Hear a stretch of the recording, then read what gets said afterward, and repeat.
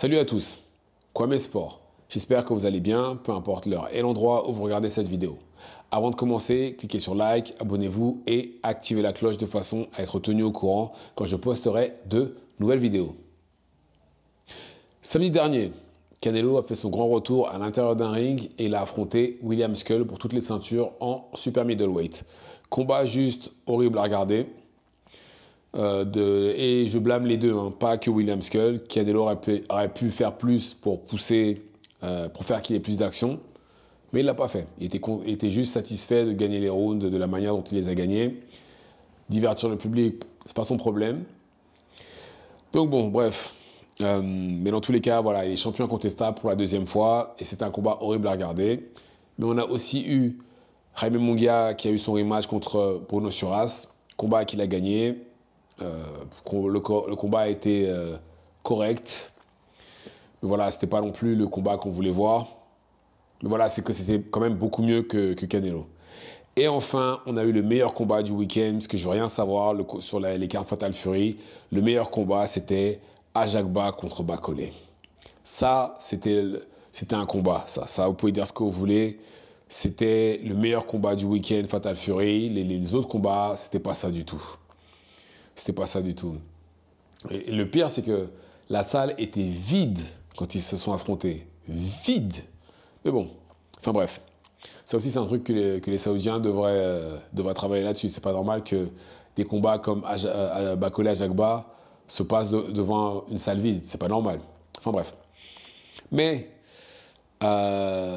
c'est un combat qui s'est terminé par une égalité. Je ne sais pas comment vous avez scoré le combat. Moi, j'ai trouvé que c'était juste l'égalité. Je trouve que les deux combattants ont eu leur moment et que le combat mérite d'ailleurs un rematch pour cette raison. Parce que les deux, je ne trouve pas qu'il y en ait un qui soit vraiment sorti du lot. Pour moi, égalité, c'est compréhensible. Et maintenant, quand je regarde dans les commentaires, et c'est revenu d'ailleurs plusieurs fois dans mes commentaires, que ce soit sur TikTok ou sur YouTube, c'est que beaucoup de gens disent maintenant que, même d'ailleurs sur d'autres, j'ai vu ça sur d'autres pages aussi, hein, sur les pages anglophones, c'est que beaucoup de gens disent que Bacolé est surcoté. Est-ce que Bacolé est surcoté?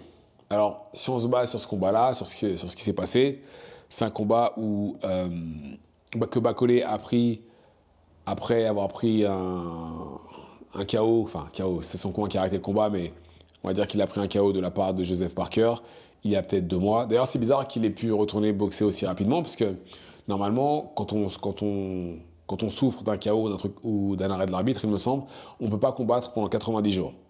Normalement, mais bon.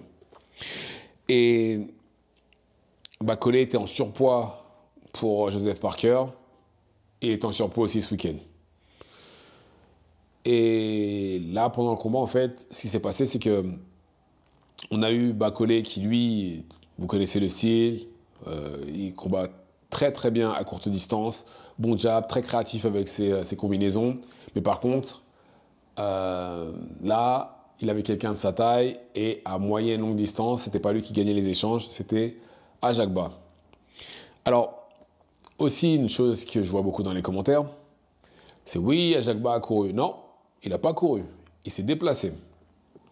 Il s'est déplacé. La différence entre courir, après peut-être vers la fin, c'est vrai que peut-être vers la fin, oui, peut-être.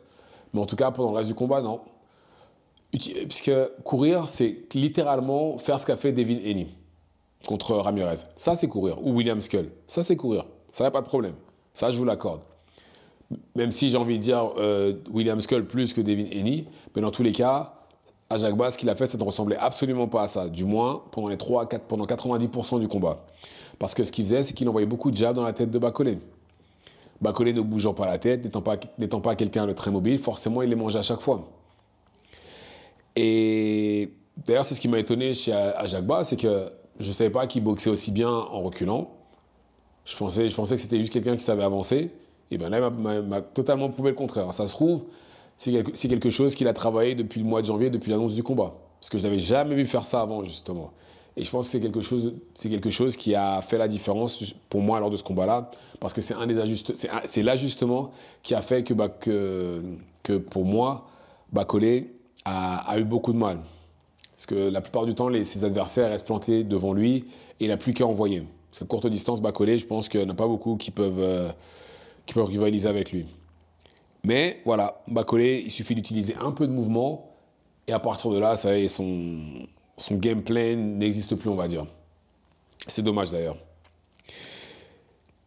Et on a vu d'ailleurs sa frustration à plusieurs moments où carrément il parlait avec Ajagba pour lui dire « Ouais, vas-y, allez, reste là, viens en combat maintenant. » Alors, aussi une des choses que je vois dans les commentaires, c'est que beaucoup de gens, ça se voit clairement que la plupart des gens qui regardent les combats de Bacolé ne sont pas des fans de sport de combat ou même de boxe tout court parce que la façon dont ils réagissent, on dirait qu'ils parlent d'une bagarre et pas d'un sport. Vous savez, il y a des stratégies à mettre en place, il faut faire les ajustements et tout ça. Et les ajustements, c'est simple. C'est très simple. Ajagba, l'ajustement qu'il a fait, c'est s'il dit bon, vu que Bacolé est meilleur que moi à courte distance, il va finir par me casser quelque chose si je reste trop près de lui, je vais me déplacer. Ajagba le fait, ça marche. Maintenant, il y a l'ajustement que Bacolé aurait dû faire, c'est simple. Et ça, c'est un truc que les coachs, justement, apprennent à leurs élèves. C'est dès l'instant où un boxeur est un peu trop mobile, je ne vais pas dire qu'il suffit, mais il faut l'allumer au corps. Parce que si vous l'allumez au corps, au bout d'un moment, ses jambes ne suivront plus. Et il restera immobile, il sera planté devant vous au bout d'un moment. Ou même, si vous allumez au corps, ça pourrait vous aider aussi à l'allumer au visage. Parce qu'au bout d'un moment, il va s'attendre à des coups au corps. Vous n'aurez plus qu'à lever la main. Comme l'a fait Canelo à Amir Khan quand ils se sont affrontés. Et ça, Bacolé ne l'a pas fait. Il n'a pas fait d'ajustement quand Ajagba s'est mis à se déplacer. Aucun. Et ce qui explique d'ailleurs sa frustration, vu qu'il n'arrivait pas justement à l'empêcher de se déplacer. Par contre, quand Bacolé mettait Ajagba dans les cordes, là, ça allait que dans un sens. C'était le Bacolé chaud là, à ce moment-là. Mais voilà, ça n'a pas suffi pour le mettre KO, pour l'envoyer au sol.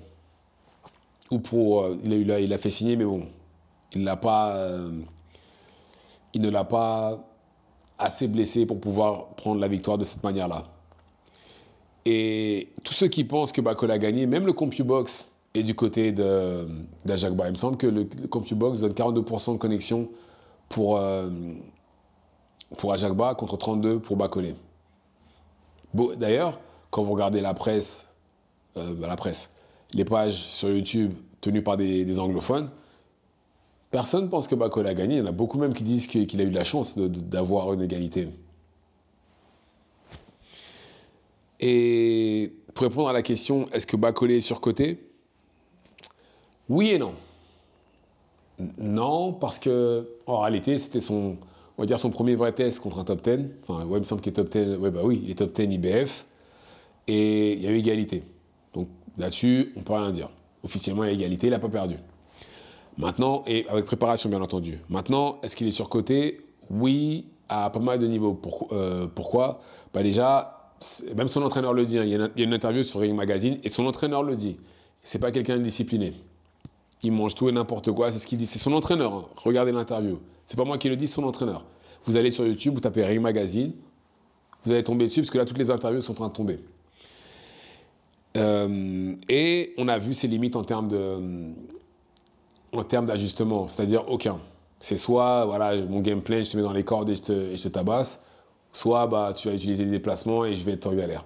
Il ne s'est pas ajusté à la stratégie d'Ajagba. Alors qu'Ajagba, lui, dès qu'il a vu qu'il ne tiendrait pas dans un combat entier dans les cordes contre Bacolé, il s'est ajusté directement. Pour moi, ça fait la diff, ça déjà. Le truc de le boogeyman de la catégorie heavyweight, c'est bon, on oublie. Déjà, Parker avait tué ça en le mettant KO, même s'il est arrivé sans préparation. Mais là, l'égalité contre Ajagba, où on voit qu'il ne sait pas faire d'ajustement, pour moi, c'est bon, c'est fini. Je pense que cette histoire-là n'existe plus. Et limite, en voyant ce combat-là, je me dis qu'il a peut-être eu de la chance d'avoir Ajagba plutôt que Kabayel ou Zeng. Non, Zeng, à la limite, c'est les 4 premiers rounds qu'il est dangereux, et encore. Et après, surtout quelqu'un comme Bacolé, il aura sûrement battu vu le travail au corps et à proximité qu'il arrive à faire. Mais par contre, Kabayel, il n'aura pas battu ça. Non. Il n'aurait pas battu parce que justement, Kabayel aurait fait les ajustements nécessaires. Si vous regardez bien ce qu'a fait Ajagba, c'est plus ou moins ce qu'il a fait contre Makhmoudov. Bon, j'exagère un peu, mais vous voyez ce que je veux dire. Et ça remet en question aussi ces histoires de sparring. Efa Ajagba, c'est combattre en reculant, mais c'est pas un footwork, on va dire, qui brille ou exceptionnel ou quoi que ce soit. Il sait se déplacer, c'est basique, nickel, bravo à lui. Mais vous allez me faire croire que Usyk, Fury, Parker, qui savent vraiment bien se déplacer, ils n'ont pas réussi à lui faire ça à l'entraînement sparring. Sérieux. Bon, mais bon, après, moi personnellement, j'y crois plus à ces histoires de sparring, parce que là, j'ai du mal à croire qu'aucun d'entre eux n'ait utilisé de déplacement contre lui. J'ai vraiment du mal à y croire. Vraiment du mal. Et donc voilà. Mais dans tous les cas, j'estime qu'un combat entre les deux, un rematch, est nécessaire. Et Bak-Holley doit faire un sérieux travail justement pour la suite de sa carrière. Mais vous savez, beaucoup de gens disent oui, mais je critique que Bak-Holley, etc. La raison pour laquelle je critique Bak-Holley, c'est que depuis le début, justement, depuis l'annonce de ce combat-là, c'est le seul qui parle. C'est le seul qui dit j'ai tabassé un tel en sparring, tout le monde m'évite, etc. Vous avez déjà entendu Ajagba dire ça? Jamais. Et en plus de ça, il n'y a pas, hormis les combats, il n'y a pas d'image d'Ajagba. Et je pensais qu'il gagnerait contre Ajagba. Bon, malheureusement, ce n'est pas fait. Mais un rematch est nécessaire. Et là, s'il est sérieux, si le rematch a lieu, et d'ailleurs j'espère que ce sera ça, si le rematch a lieu dans la sous-carte du combat entre Canelo et Crawford, il aura 4 mois pour perdre du poids. Peut-être qu'il reviendra dans sa forme ultime, c'est-à-dire celle du combat contre Tony Yoka. Là, je pense que ce sera mieux, parce que là, il pourra bouger. Parce que 135 kg à l'intérieur du ring, c'est un tank. C'est trop difficile de déplacer ça. Enfin bref. Donc, est-ce qu'il est surcoté? Oui et non, pour plusieurs raisons différentes. Mais voilà, je pense que à l'avenir, dans son intérêt, ce serait mieux qu'il change d'équipe, qu'il prenne un entraîneur qui va le mener à la baguette, avec un nutritionniste, avec un préparateur physique, avec tout ce qu'il faut. Parce que là, j'ai l'impression que c'est plutôt lui qui dit ce qu'il veut faire et pas faire. Donc voilà. Dites-moi ce que vous en pensez dans les commentaires. Activez la cloche de façon à être tenu au courant quand je posterai de nouvelles vidéos. Et c'est tout pour moi. Ciao, ciao.